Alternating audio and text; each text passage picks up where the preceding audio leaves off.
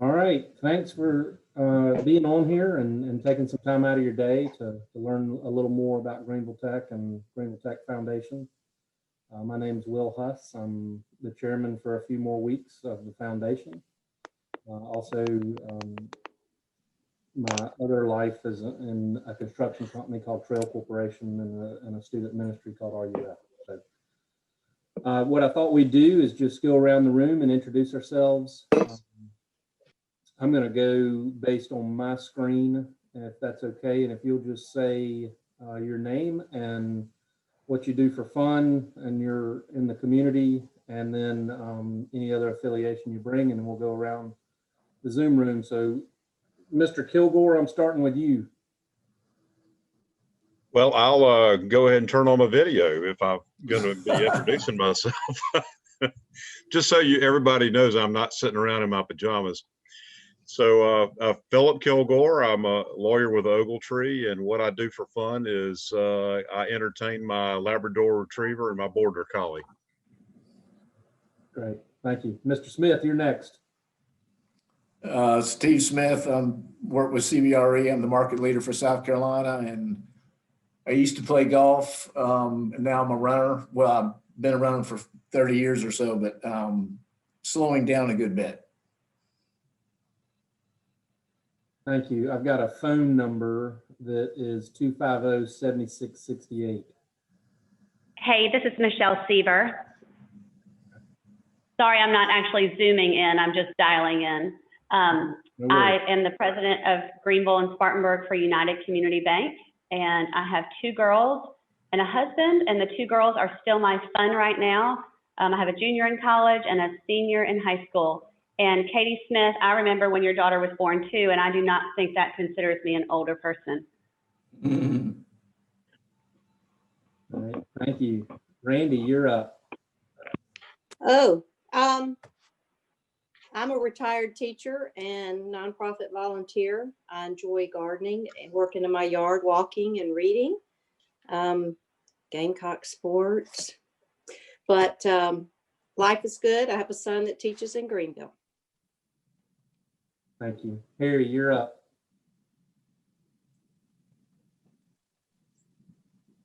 Harry?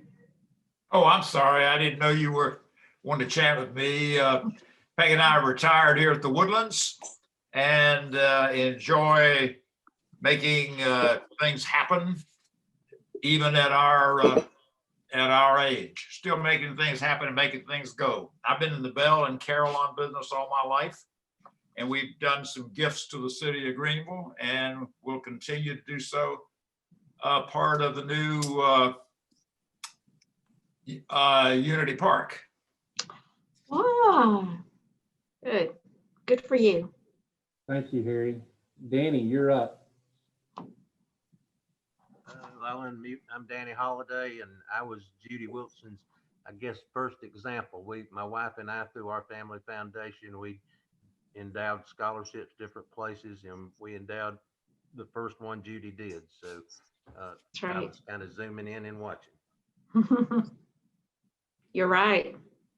Great, thank you, Danny. Michelle, you're up.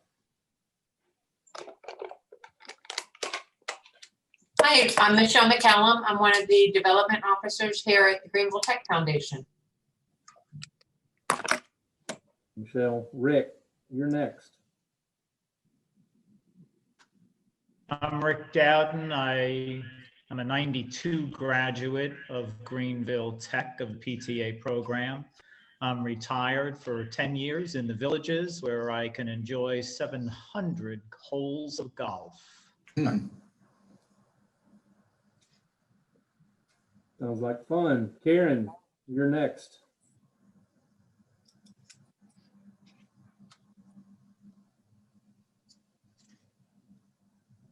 I think Karen's having a little trouble with the audio. It looks like you're muted, Karen.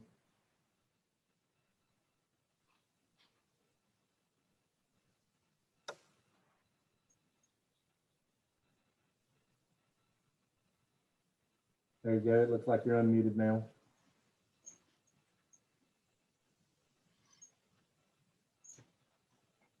Yeah, Karen's having a little trouble trying to unmute herself. Okay, we'll come back to you, Karen. I've got a phone number 887-8755. Hey, everybody, this is Josh Sims. I'm the Chief Development Officer at United Way, Greenville County. Thanks. Katie, it's your turn. I thought you said Peggy, and I was looking for a Peggy. I'm Katie Smith, and I lead the Greenville Partnership for Philanthropy here in Greenville County. And I enjoy reading and hiking, and still my kids as well, Michelle. I appreciate you saying that.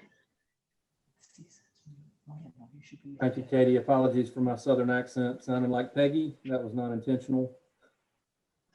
Kay, your turn. Okay, can you hear me? Hi, I'm Kay. I am in commercial real estate with NAI Earl Furman. I have to be officially voted into the board of the foundation here with Greenville Tech. I also serve on the board for the Community Foundation. And things I enjoy doing, I also enjoy running, but I also have 3 boys, 7, 5, and 2, so they keep me pretty as well.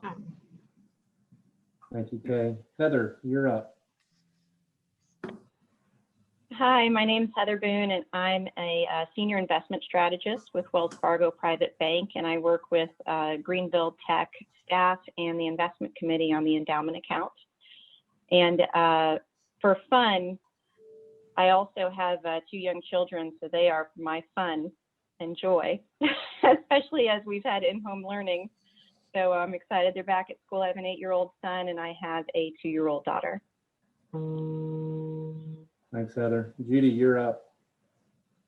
I'm Judy Wilson. I'm Director of Development for the Greenville Tech Foundation.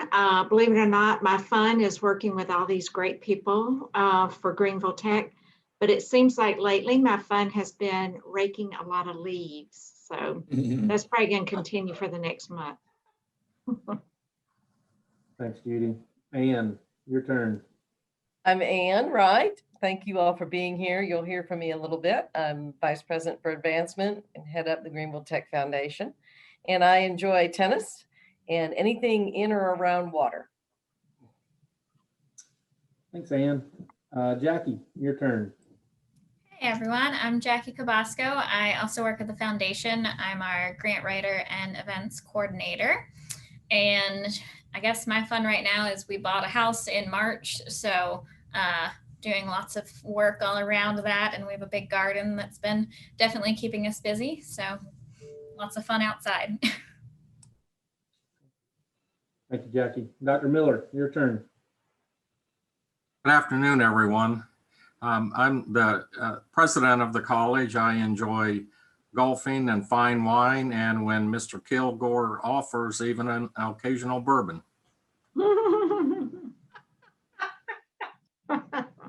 Thank you, Keith. Lauren, your turn. Hi, I'm Lauren Winkelmann. I am a member of the wonderful team over here at the Greenville Tech Foundation.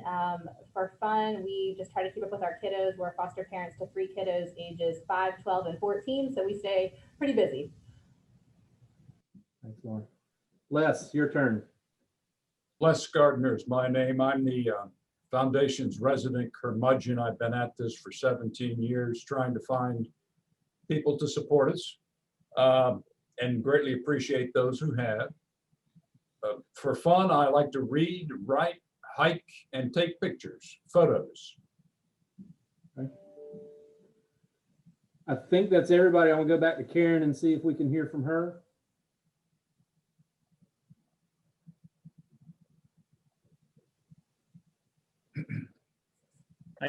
I guess she's still having trouble with the audio. Okay. All right. Well, did I miss anybody? Did anybody else jump on since we started introductions that I didn't call on? No. Okay. Well, let me introduce Dr. Miller. He's already introduced himself, but he's the president of the college. And he's been here since, I believe, 2008. And we've seen significant growth and improvement in the college and its partnership with the overall industry in the upstate. And so they've been an incredible example of what it means to safely navigate this pandemic that we've experienced. And so we appreciate that, and we're glad to have him here. After he speaks, we'll go over to Ann Wright, and Ann will speak for a moment, but I'll turn it over to you, Dr. Miller. Thank you, and welcome again, everyone. Certainly appreciate you taking your time to hear about the college and the foundation. I am going to share my screen. How's that? Can everyone see that? Yes. Yes. Okay. I am, to respect everyone's time, going to move through these fairly quickly. But at the same time, if you want me to stop, please yell or say something, and I'll be happy to do that. And then I think after Ann's presentation, we'll take questions for any that may arise. So, again, I'm Greenville Technical College, and what you see on the screen now is really a summary of our mission. We are about empowering people that we serve, and you'll hear a lot of stories about how we are changing lives, and of course the economic impact we have on the community is quite evident. By way of an overview, when you look at the size of the college, as you can see, just under 15,000 students in some sort of college credit bearing activity, whether it's a individual course or a certificate program or a full associate's degree program. What you often don't hear about is the non-credit enrollment, and just as you can see, just a little over 8,000 in that regard. And that's really a lot of continuing education, contracted, customized training that we do with business and industry. The average age for a student body, this shows 24, which actually is probably a little low. Usually it's, of course that changes from year to year, but usually it's up around 26. 23 international students. Pre-911, it was more like 90 to 100 international students. And a lot of things, believe it or not, just haven't completely recovered since 911 in terms of international students, and a lot due to the way federal laws have changed for students. Over 1,000 students come to us directly from Greenville County schools. And something that not a lot of people realize is that there are 3 charter schools, high schools, located on 3 of our 5 campuses. Of course, the Barton campus, our campus in Simpsonville, and our campus in the Greer area. They're individual standalone schools, but a lot of their students attend Greenville Tech, and of course we share a lot also. So it's a good partnership. You look at some of the financial aid facts. Almost 70% of the students attend Greenville Tech because of the help of some sort of financial aid, whether it's federal, whether it's state, whether it's scholarships that people set up through the foundation, and loans, different things like that. So as you can imagine, out of those 15,000 students, if that aid wasn't available, there would be a lot of students that would not have higher education accessible. So thanks to all of you who have set up and considering scholarships through the foundation. When you think about what an education does for an individual, it does help them achieve economic mobility so they can support themselves and support their families. And there's a lot of ways that we interact with the community. One is with the employers through advisory committees. We have I believe it's over 760 advisory board members that work with our faculty and administration to make sure that our curriculum is up to date with what's going on in business and healthcare and manufacturing, whatever the case may be. We are of course, a comprehensive community college, and and the emphasis on the word community. We are a community-based college, and therefore our tie with the community and our understanding of the community is important and it's very strong.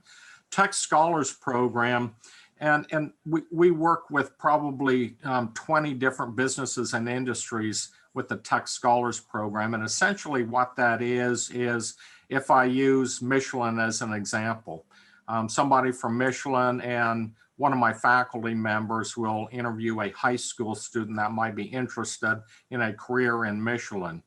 Once that person is selected, Michelin pays for the tuition, 100% of the tuition, fees, and books for that individual. That individual then spends half their time in the college classroom and the other half the time applying what they learn in the classroom at Michelin, at the same time as receiving a stipend from Michelin or whatever industry we may work with. So that's an important program, a very strong program.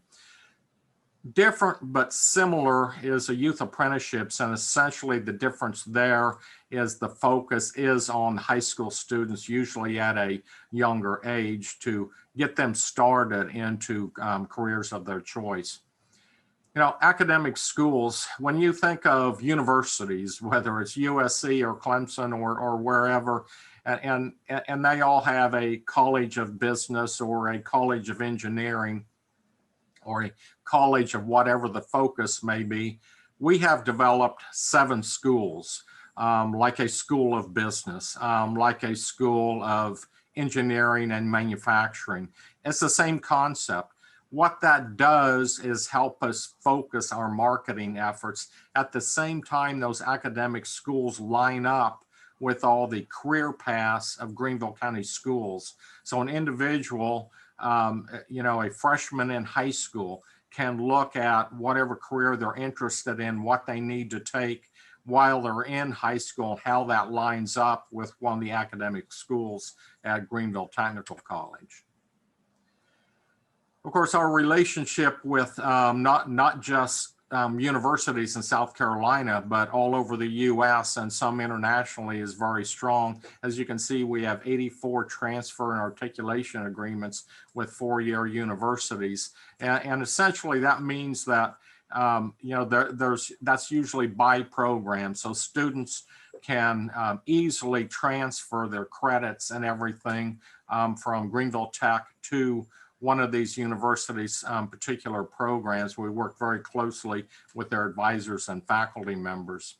You know, one thing that we're real proud of, we have almost every allied health program that you can think of at Greenville Tech, whether it's nursing, whether it's radiology, respiratory therapy, the list goes on and on. A lot of those healthcare programs, if not all of them, actually, I think all of them, require some standardized test at the end, something that's usually administered by a state Department of Health or state licensure exam. And in nursing, that pass rate you can see for Greenville Tech is over 95%. In South Carolina, the average is 90%. In the US, it's 88%. What's important to know is when nurses graduate from Greenville Tech, when they go set for that test, they're setting beside people from Clemson, from USC, from Lander, from, you know, any university, and that test is exactly the same. But Greenville Tech consistently scores in the top 3 each year. So of course, we're very proud of that. You know, in any business or industry, we track the employment of our graduates. In other words, is what we're teaching them in the classroom and lab relevant to the industry? And I think this is another figure, 87% is proof that it is, because they are employed readily. So what's new? You know, we have many of you have probably been on our Center for Manufacturing Innovation, which opened in 2016, I believe it was. Time flies by. The thing that we now hold in there, in addition to certificate and associate degree programs, is a new bachelor's degree of applied science and advanced manufacturing technology. The reason that's significant is because a state law had to be changed to allow technical colleges to offer a baccalaureate degree. And we worked on that probably for 2 or 3 years. And Greenville Tech is the only technical college in the state now licensed to offer a baccalaureate degree in manufacturing technology. So that program is really just in its 2nd year, so very new. And it came about as a request from industry. And as you think about it, increases in technology, increases in complexity of equipment, processes, and procedures demands more instruction and hands-on teaching while a student is in college than what is always offered at the associate degree level. So that's why we offered the baccalaureate degree. Very recent, we opened up the Truist Culinary and Hospitality Innovation Center in the west end of Greenville in Po West area. And this really, the kudos to Ann and the foundation for making this one happen.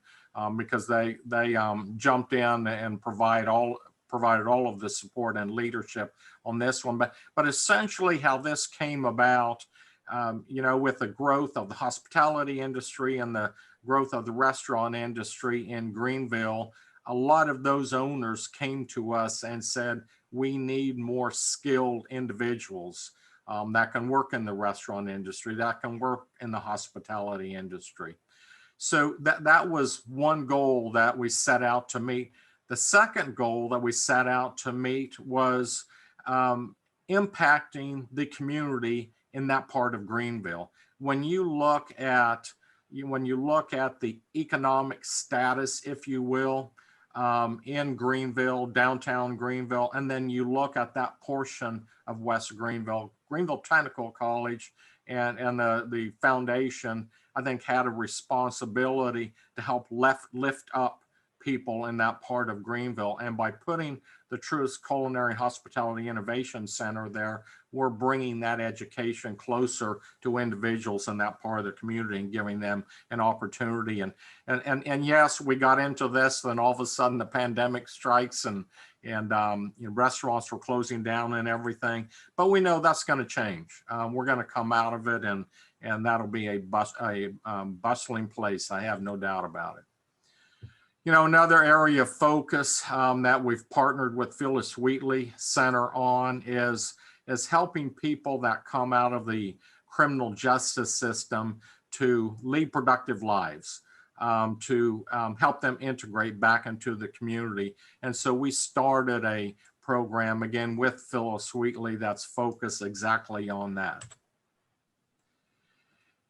Right now, I think many of you know that the college's admission and registration center is housed at McAllister Square. And the reason it was moved there many, many years ago is because the college was growing so rapidly, we simply did not have room for it on the Barton campus. So we moved it over there. It's not that convenient for students just because of the distance from Barton campus, and not all of our students have transportation. So that was a real barrier. We recently started renovating, a little bit more than recently, I guess, started renovating the TRC building, or where the library was housed. And so as you can see, in 2021, we'll be moving all of the services back to the Barton campus. Thanks to Dodie Anderson and Dr. Dreisbach for their assistance in all this and their leadership in all of this. And actually, because of Dodie's wonderful donation is really what kicked this off. And that's going to impact student lives for many, many years to come. So we're extremely anxious to open that center back up, and we're getting close. I think we're guessing March or something like that, we should be able to move in. Let me go back towards at the bottom, you see Arts and Health Sciences building. The college started in 1962. And so of course the buildings were built within a time frame of probably 5 to 10 year spread. And so they're reaching a point where renovation isn't always a workable option, where we need a complete new structure. And I mentioned earlier about all the allied health programs that we have. And of course, with that comes a lot of labs, biology labs, chemistry labs, the list goes on and on. The current building that we have, the University Transfer Building, 4,000 to 5,000 students per year go through that building, because that's where our general education classes are held. Well, when that building was built, a lot of things didn't necessarily exist. Computers did exist, yes. The building's not quite that old. I think it was built in the early 70s, but not to the extent that they are now. So when you think of the infrastructure that's necessary for all of that, it really demanded that we look at a whole new building. And so we're going through the state approval process for that now, and actually have received first phase approval, and we've already selected an architect, and we're in the we'll be getting into the interview stage for the contractor, for the builder, real soon. That's exciting. We're looking at probably the end of 2023 for that to be completed. There's all kinds of partnerships that we have, and this is just one example, the expressway to Tigertown. There's a teacher shortage. There has been for a number of years. So Greenville County Schools, Clemson University, and Greenville Tech came together to try and to shorten that path for a student to a teaching degree. So that high school student in Greenville County Schools can be dually enrolled in Greenville Tech college classes while they're still in high school. After they graduate from high school, come to Greenville Tech and complete the final year here for an associate's degree, and then 2 years at Clemson for a baccalaureate degree. That's a very successful program, and I'm sure it will continue to grow over the years as well. This is something that not a lot of people are aware of, and that's the joint use facility out at Donaldson. And that is being shared with the Army National Guard. Probably 7 to 8 years ago would be my guess. The National Guard needed a new facility. And our aircraft maintenance program has always been held at Donaldson, but we outgrew it so rapidly we couldn't even keep all the planes inside. And so in talking to the National Guard at that time, we decided to partner. So the building is used, part of the building is used by the National Guard, and then part of it is used by Greenville Tech. And you can see the picture is, you might say, our lab. And then we also have classrooms in that as well. So it's a great partnership with the National Guard, and excited to be a part of it. And, through that program, we supply Lockheed Martin with our technicians. When our students go into that program, in many cases, they are hired by corporations before they start the program. The reason is because there is such a need for technicians with that type of skill, and corporations want to tie them in, you might say, and so they hire those. And it's somewhat of a tech scholar program again. So we're proud of that program and the faculty that serve there. One thing that we've always put an emphasis on is the importance of diversity and inclusion in the not only in our students, to make sure our students are diverse and included, but the employee body too. And as you can see, we have won an award, which is a national award for 5 years, and it's from Higher Education Excellence in Diversity and Award winner. Once again, we're a community-based college, and my thought is that the employee body has to reflect the diversity in the community, and I think we do a good job of that. But it's one of those goals that you have to continue working at, because it's not just reflecting the community in terms of race, and ethnicity. It's also reflecting the community in terms of respect for differences in opinions. You know, when I look at student success, we don't look at student success just at the student body as a whole. We break that student body down into different cohorts, whether it's male or female, by race, by ethnicity. And there's a lot of things we find out. And these are not unique to Greenville County. This, quite honestly, is very similar to what is happening on a national basis. Typically, the African-American male retention rate, in other words, retention is, are we able to retain a student moving from one fall semester to another? You can see the difference. It's much lower than the white male. That's very similar on a national basis. So we created what we call the African-American Male Scholars Initiative. The foundation was extremely helpful in this, in working with donors to help us expand that program. And to put it in summary, to summarize it, that program is an intense mentoring program for African-American males to help them stay in college and then ultimately succeed. So again, a program that I'm very proud of and keeps moving along, and we'll keep expanding that in similar programs.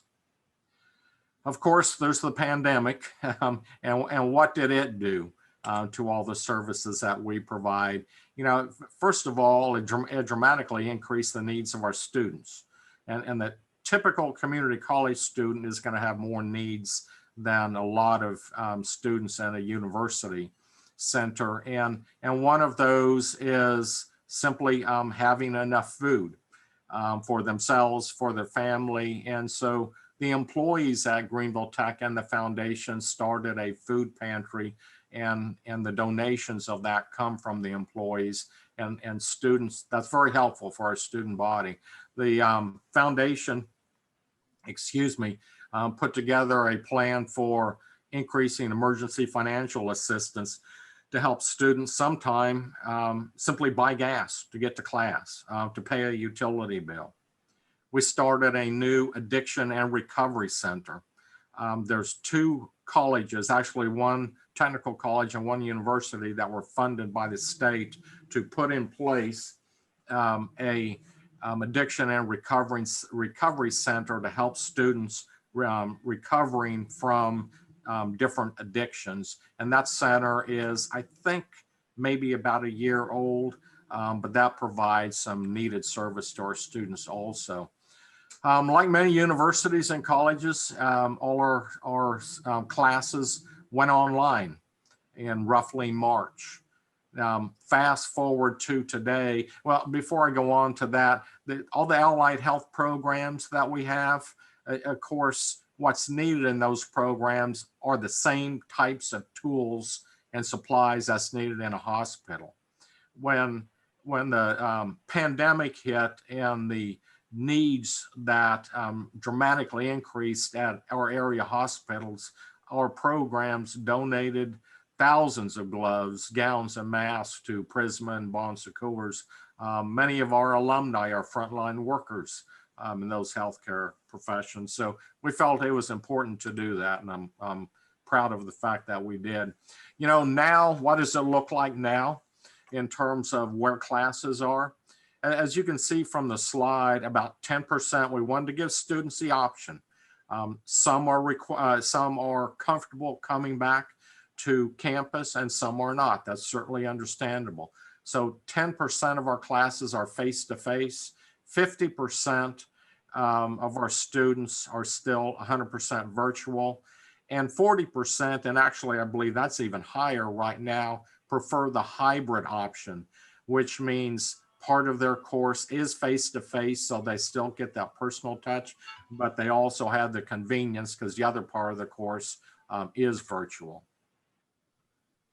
You know, we have a quick jobs program, and we've had that program for many, many years. And essentially what quick jobs is, it's a very short training program. It usually 6 weeks to maybe 6 months long. The idea behind Quick Jobs is to get an individual some basic skills to get them into the workforce while they continue their education. So many of our students have families, and many times our students are single parents. And if they've lost their job or changing careers, they can't afford just going to school full time for 2 to 3 years. So Quick Jobs is an alternative where we can get them into some basic jobs so they're earning money while they're continuing their education. Those quick job programs then transfer into associate degree programs and sometimes onto 4-year university. So that's been a helpful tool for our community. And I will stop there. Let me stop sharing my screen in just a second.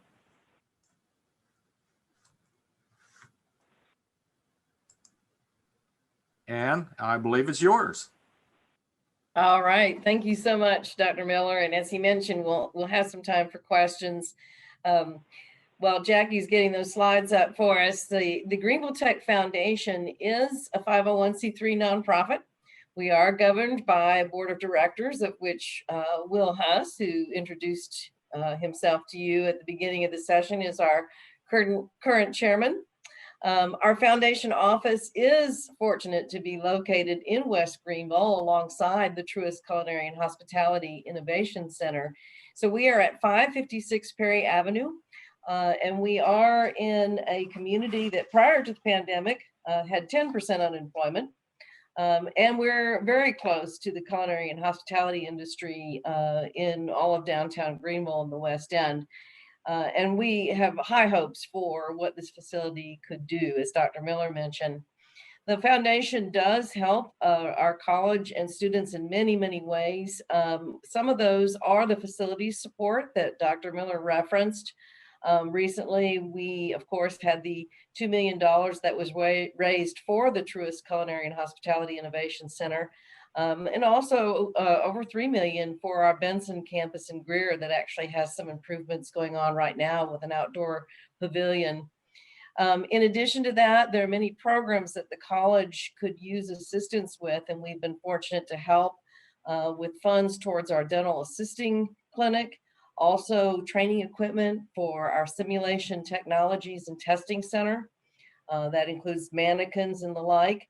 We've also recently received a gift with John I. Smith Charities for help with our auto body paint shop, again, badly in need of refurbishment, bringing it up to industry standards. So we were fortunate to be able to support with those needs. And then Dr. Miller mentioned some of the programs that the college has, and certainly the African American Male Scholars Initiative is one where we've received a lot of community support and continue to seek that as we want to expand and enhance that program. We now have data after that first year, and we know it's working. And then lastly, you heard Dr. Miller mention Quick Jobs, and we've been able to raise over $50,000 this year to help students with our Quick Jobs program. So even though it's less costly and still even the college credit hours are much less costly than the 4-year institutions, the Quick Jobs program does have a cost, and we've been able to offset some of that for students that need it. So in the next slide, we focus on the student support. And as Dr. Miller mentioned to you, many of our students come to us in their different places in life, and over half of them qualify as low income. And many of them are first generation college students.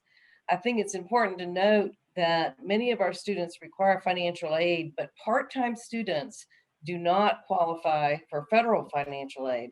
And that is a majority of our students. They are working part-time and going to school. This slide really shows some stark realities, not necessarily just Greenville Technical College. This is probably true of many community colleges, but we did a student needs survey in cooperation with the Hope Center for College Community and Justice at Temple University, and over 1,400 of our students participated. Some of the information here is startling. 37% experienced food insecurity in the last 30 days. 46% experienced housing insecurity in the past year, and 14% experienced homelessness in the previous year. And in fact, over half of our students surveyed experienced at least one of these forms of basic insecurity in the past year. That tells you a little bit about who we are. And the next slide is some direct quotes from students who have reached out to the foundation seeking some emergency help. And you can see, I have been homeless now for 6 days living in my car. At this time, I have barely any gas and or food. Or I have been able to pay because my hours have been reduced due to the pandemic. My water services have been discontinued as of yesterday. We work very closely with other agencies in the area, with 211 and some of the other programs that are available to make sure that our students with these needs, that either we can help them or perhaps one of the other community entities can. And so just most recently, over $55,000 for this year has been distributed in emergency aid to 167 students. And we added the words "and counting" because we keep having to update the slide. They are coming in on a daily basis. The other thing that I think is worth noting, and what we want to end on, is the fact that we have scholarships that we offer, and those were referenced by Dr. Miller in his presentation. This year we were able to help with over $350,000. These scholarships are mostly endowed, and by endowed we mean that a corpus, a finite amount, which I'll describe in just a moment, is actually invested, and the interest earned from that investment is what is issued as a scholarship. So these are perpetual. The corpus remains in place, and its earnings are what are issued as scholarships. And then we also have temporarily restricted funds. So in that case, rather than an endowed fund, these funds are all available to spend. So a donation of some amount could be then used to assist a student with a scholarship. So on the next slide, you'll see that we felt that one of our greatest needs and one of our areas of focus for this year in our academic year is our scholarships. Scholarships are the greatest determinant of whether a student will achieve their degree, especially in a crisis such as a pandemic. And recent information from the college study has shown that the students receiving financial aid are the most likely to succeed. And so we end with this part about our foundation, and that is not only do the scholarships help, but we know that there's more that we could do. There's 321 students who received a scholarship this academic year. But right under that, it says, but we turned down over 900 who qualified. That's where we've got to go. We've got to increase our endowed scholarship funds and our temporarily restricted funds for scholarships so that we can help every student who qualifies. So you can see that a full scholarship endowed fund is $50,000. Many donors choose to do $10,000 a year for 5 years. And when that is paid in full, then those funds generate interest. And the same is true with the half scholarship at $25,000 a year. Many donors will do $5,000 a year for 5 years, and then those become ready to assist our students. So lastly, how can you help? How can you get involved? And you know, just from our presentation today, there seems to be many opportunities, and there are. You can certainly speak to a class. And as Dr. Miller mentioned, we have over 700 advisory board members. You could participate in one of those. You can donate supplies. Our Caring Corner has a very interesting way where you can go to Amazon.com and go to their wish list. You can order straight from there and it's shipped straight to our food pantry, a very easy way. You can also collect donations, again, using that wish list. You can hire our students, and we do have an opportunity for you to post positions with our Career Center that our students are directed to. And also you can collaborate with us. You've heard about some of the Tech Scholar programs and other ways that perhaps you can gain some wonderful, trained, skilled employees. And then lastly, we really hope that you'll share what you've learned, that you'll have an opportunity to speak about this to someone else, or perhaps you'd like to schedule something like this with a group that you're affiliated with, or even within your own company or your work circle. So we hope that you've learned a lot today. And I'm going to open it up now for questions. Do you know what kind of return I get on the money that's invested? We've stunned you all and you have none. Do I just raise my hand or I have to click something? Well, we can hear you. Okay, that's good. You were talking about the full scholarships and the half scholarships. 50,000, is that for a full 2-year degree? What is the tuition per year? So Dr. Miller, I'll let you answer the tuition per year. The scholarship itself is actually typically around $1,000 for an academic year. And Dr. Miller, what is the full-time? Full-time tuition and fees for 1 year is a little under $5,000. Some of that is a little dependent upon the type of career program, the type of program they're in, that may have special fees for supplies and stuff like that. But that's a pretty rough figure where most programs land, Randy. Well, $1,000 helps significantly then. Very much so. Yes. Very much so. Thank you.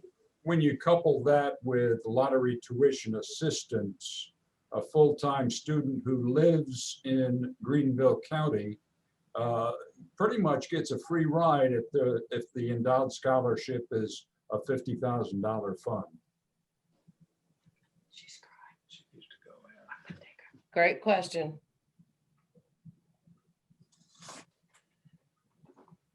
I have a question. A lot of those issues that students face are, as you mentioned, bigger ones in the community, like food insecurity and lack of affordable housing.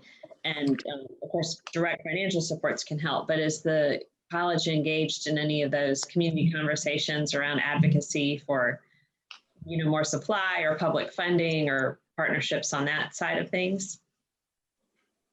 Absolutely. I'm involved with the Economic Mobility Task Force, and Dr. Miller, you may know of others, including yourself, that are involved in other areas. Yeah, we have throughout the county, whether it's Greenville or Simpsonville or Greer or any of the communities, a pretty broad-based involvement by the employees.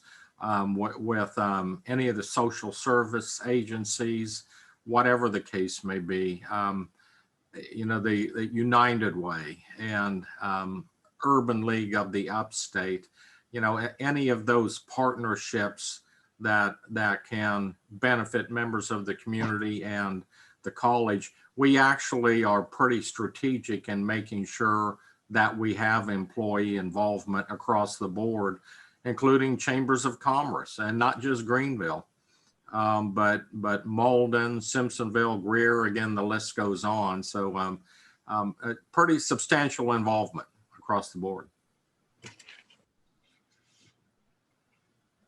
I have another one. Go ahead. I plan to go on the site for your food pantry. Thank you for sharing the name, Caring Corner. I know that's an ongoing issue at all universities. If I go on there, I'm sure I'll see the items needed, hours that they're open. But what about qualifying? Is everybody able to go in? Is it limited to once a month, or do they have to qualify in a certain way? I am not sure about how frequently they can go, but so somebody on staff speak up if you know. But I do know, Randy, that they will be able to fill a bag with their needs. I'm thinking they can go more than once. I believe they can, Ann and Randy. I don't know about the frequency. Can somebody go every day? We do have some guidelines along those lines, but without checking, and I can and get a specific answer to that. I'm not for sure what that is off the top of my head. Yeah, Well, I and you believe, said that, I'm sorry, the faculty was behind doing this. Is that correct? So they're working, and is there anybody else that you've been able to pull in to help with that? you're Not muted, just, Dr. Miller. Thank you. not just donations, but physically. Yeah, it was started by several staff members in student services, I believe, and then employees, whether faculty, staff, and administration, tend to be regular donors for it, and I believe it has extended beyond food to even some articles of clothing, I think, are in there too. Correct, Ann? That's correct. And we also have a partnership. Miracle Hill has an operation just across the street from us on the Barton campus. We have a partnership with them where our students can access what they have as well. So, but we will find out for you, Randy, some more particulars about it. I do know that they have hours that they're open as well. I know I did a donation recently, and they were not there on a Friday, but they did say they would try again on Monday to deliver what I'd ordered, and it went through successfully. So we'll get you some more information on that. Okay, thank you. I just shared the link to the Amazon wish list in the chat if you have access to that. And the way the wish list works is you can actually just add those things to your cart and order them, and they'll be delivered directly to Caring Corner. So you don't even have to drive over there if you don't want. But yeah, we'll definitely, I believe students can go up to twice a month. And if they see that they're coming more frequently, there's an AmeriCorps volunteer through the United Way who staffs that currently. And he tries to connect them with some other resources if they recognize that it's more of an ongoing issue versus a one time this month we were just a little short. So some of that includes financial literacy education and connection to other resources in the community. But we can send an email with some more of those details out to you after the meeting. Becky, that's a good point. I'm glad that you mentioned that.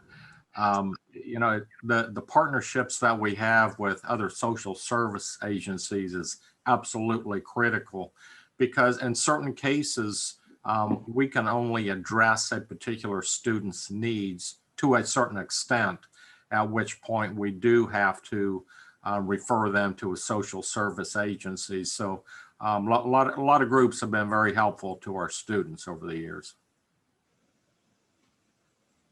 I have a quick question. I drive by your campus every day on Cleveland Street, and I see you have a new building going up. Tell us about that. Actually, that is being built by the Barton Charter High School. The Charter High School on the Barton campus was the first charter high school that was built, and that's probably been about 25 years ago. So that is a new activity center for them, where they'll house some of their music classes, as well as it'll have a gymnasium also. And so our partnership is that we basically give them the land, they build the building, and it's a great partnership. And a lot of those students take college classes also.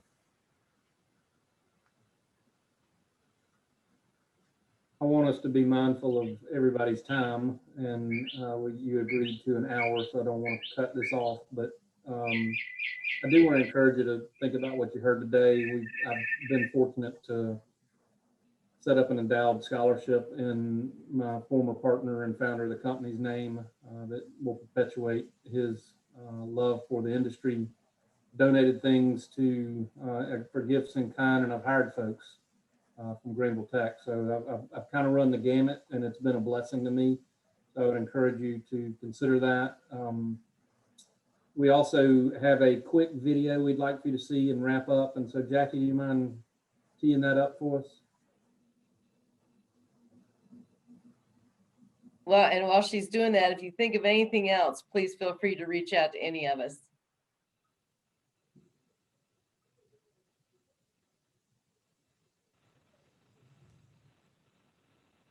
The reason why I want to thank the Jolly Family Scholarship Foundation is because I just can't forget that day, because I called my husband and I told him I was awarded with the scholarship. I don't have to worry about it. I prayed for this. I know I got it.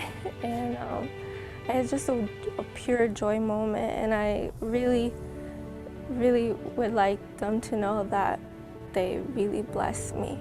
They really blessed my life. They really blessed my home, and they gave me hope that I could keep pushing on into what I wanted to do.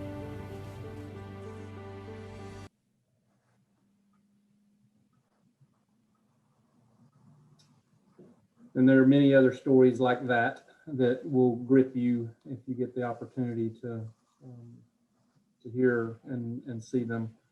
But again, I want to thank you for your time today. Thank you for what you'll do in the future. And like Ann said, if you guys have any questions, feel free to reach out to the staff at the foundation, or if you have any questions of me, feel free to reach out to me. If there's nothing else that needs to be mentioned, I think we've covered it all. We'll sign off, and again, thank you for your time. Thank you, Will. Thank you. Take care. Thank you.